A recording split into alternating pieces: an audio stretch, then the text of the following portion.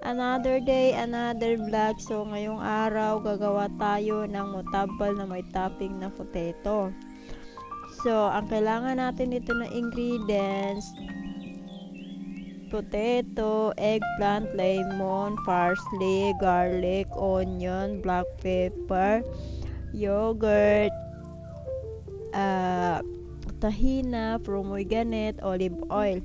So, kanina nilagay ko na ang eggplant sa may tray. Then, lagyan ko siya ng olive oil. And ang ating potato naman ay binalatan ko na rin at saka hinikat ko na ng cubes. Lagyan ko siya ng olive oil. Then, ilalagay ko sa air fryer para iwas dumi na rin sa pag-fry.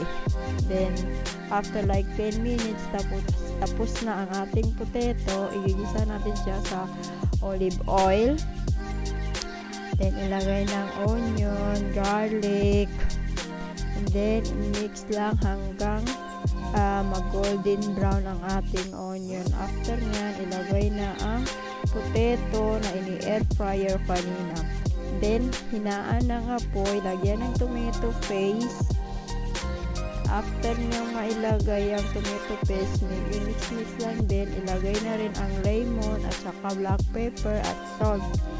Then, after nyan, lagyan ng konting tubig para hindi mag-dry. Then, ang parsley. After malagay ng parsley, ilagay naman ang pomegranate sauce. Then, keep aside lang din.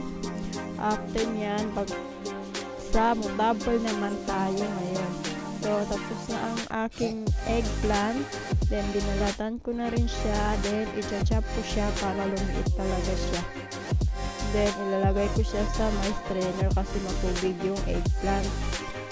And then, pag na-strain na yung tubig ng eggplant, ilagay niya natin ang ating yogurt, eggplant, tahina, lemon, bawang, olive oil, then salt and pepper, coriander, parsley pala yung coriander.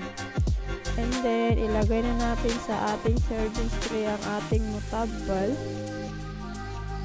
Gusto kasi ito ng amo ko, kaya ito yung ginawa ko na for lunch niya. Yan lang, sapat na, mabubusog na siya dyan.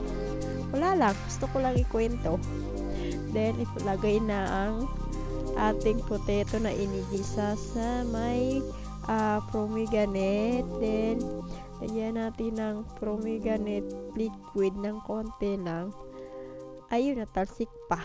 So, yun lang. Thank you for watching.